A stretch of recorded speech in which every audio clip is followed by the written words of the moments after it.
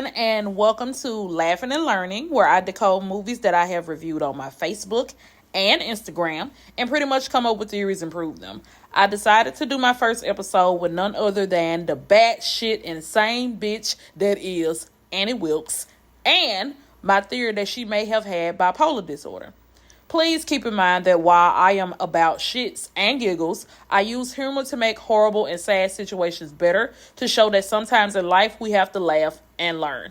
I myself am clinically diagnosed with generalized anxiety disorder, where I take as-needed medication for severe panic attacks. I have done several years of therapy, and I stopped taking myself so seriously and just, well, like the episode says, laugh. Here we go. The movie is 35 years old. I'm pretty sure everyone should know who Annie Wilkes is, but I will give a brief introduction of who she is. She is a crazed superfan of the author Paul Sheldon in the movie Misery. And let me tell you, Paul Sheldon had it rough with this lady here. He used all of her flattery, mood swings, and more against her to finally get out of that house alive. Before I dive into my evidence that she may have had type 1 bipolar disorder, I will let a mental health professional who is responsible for the diagnosis of mental health disorders tell you what bipolar disorder is. In bipolar 1 disorder, it's frank manic illness, meaning the person has overactivity, grandiose thinking, significant impairment in your social, occupational, interpersonal, academic functioning. One of the major symptoms of bipolar disorder is extreme mood swings, which Annie Wilkes had a lot of, to the fact that I did what was called the Annie Wilkes Crash Out Hour when I reviewed the movie. Here we go. This isn't fair! He didn't get out of the cockadooly car! Oh, Lord have mercy. If that wasn't major and extreme mood swings, I don't know what else is. Okay, so the next symptom of bipolar disorder is extreme happiness and enthusiasm.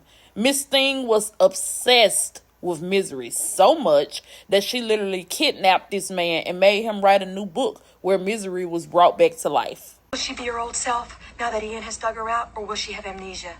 Have to wait. That woman was out of her damn mind. Please keep in mind that she kidnapped and forced a man to write a new book because she did not like the ending. When she received the ending that she liked, she was overly excited, created a delusion that simply wasn't there. Now, one of the final symptoms of bipolar disorder that I will mention is the depressive stage. She knew that she could not keep him there forever, and she got saddened and also tried to kill him. Here we go.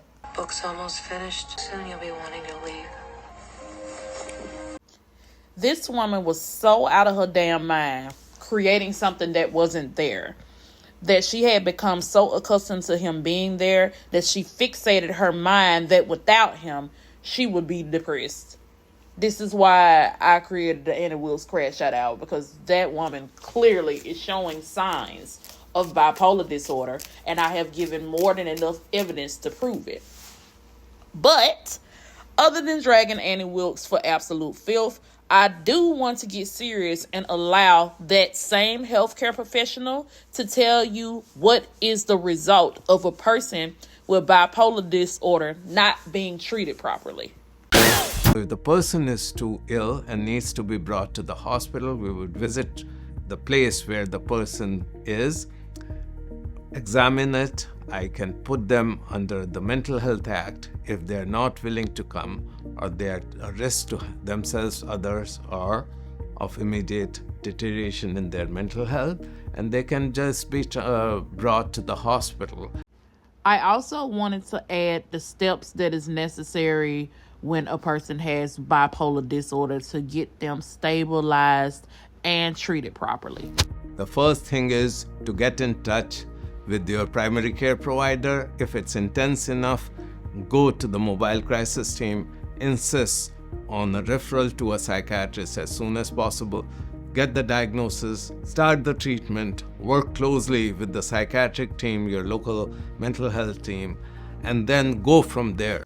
I would like to point out that this does conclude my deep dive of Annie Wilkes, and pretty much everything that I have given, her intense mood swings, her stages of depression, and more, showed that she may have had bipolar disorder. This was not a video to poke fun at actual people who have bipolar disorder, as Annie Wilkes was a fictional character that I made fun of in a movie review. So I hope that this was a way for us to learn and laugh. Please, Mr. Jailer, she gonna be knocked up in 2 weeks. Pimp juice. Fuck these bitches, I'm sicker. They in it for the money, they richer. I